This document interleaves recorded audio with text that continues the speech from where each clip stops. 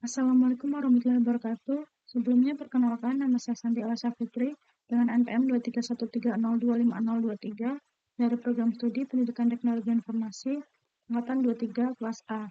Di sini saya akan menjelaskan 5 tools cybersecurity untuk tugas mata kuliah keamanan sistem komputer. Oke, di sini yang pertama yaitu Wireshark.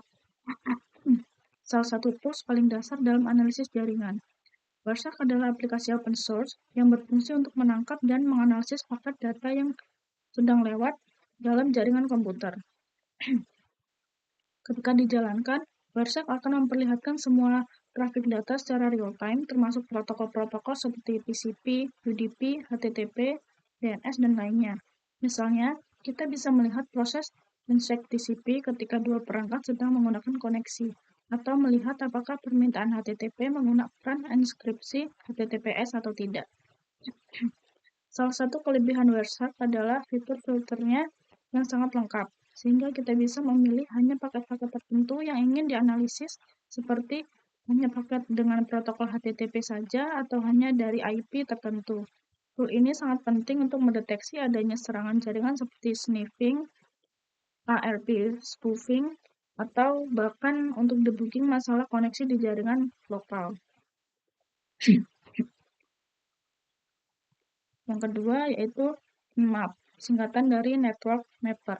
Tool ini sangat berguna untuk memindai dan memetakan jaringan. Nmap dapat digunakan untuk mendeteksi host yang aktif dalam suatu jaringan, melihat port yang terbuka, layanan apa yang berjalan di balik port tersebut, dan bahkan bisa mencoba mengenali sistem operasi yang digunakan oleh target. Salah satu fungsi utama Nmap adalah untuk melakukan reconnaissance atau pengintaian awal yang biasanya dilakukan sebelum penetrasi lebih lanjut. Misalnya, kita ingin tahu apakah ada server FTP yang aktif atau apakah port SSH pada IP tertentu sedang terbuka. Nmap juga punya fitur yang disebut NSE atau Nmap Scripting Engine yang memungkinkan kita menjalankan skrip tambahan untuk mendeteksi kerentanan. Brute force sederhana atau eksploitasi ringan terhadap layanan tertentu. Dengan Nmap, kita bisa membangun gambaran umum dari sebuah jaringan dan mencari titik-titik masuk yang mungkin bisa dieksploitasi. Oke, yang ketiga yaitu Burp Suite. Berikutnya adalah Burp Suite, khususnya versi Community Edition. Burp Suite adalah platform untuk menguji keamanan aplikasi web. Cara kerja Burp Suite dimulai dari intercepting proxy, yaitu menangkap sebuah data yang dikirim dari browser ke server. Dengan begitu, kita bisa melihat, mengubah, bahkan mengirim ulang permintaan HTTP atau HTTPS. Fitur repeater di Burp Suite memungkinkan kita mengirim ulang request berulang kali dengan parameter yang berbeda untuk menguji respon server terhadap input tertentu. Sedangkan intruder digunakan untuk brute force atau fuzing terhadap parameter input.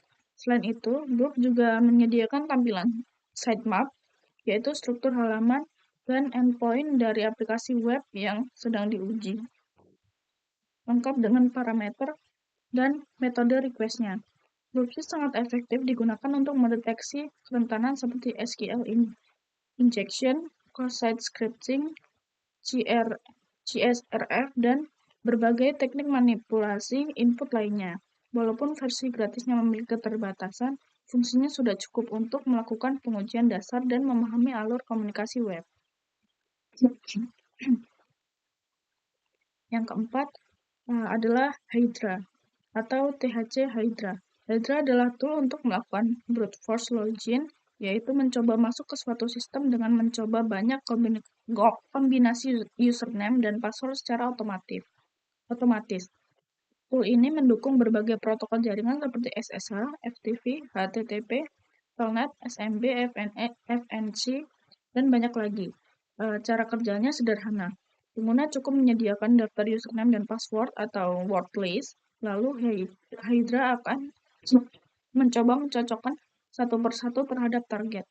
Misalnya, jika sebuah server memiliki halaman login HTTP biasa, kita bisa menggunakan Hydra untuk mengirim request login dengan berbagai kombinasi username dan password yang ada dalam file word list.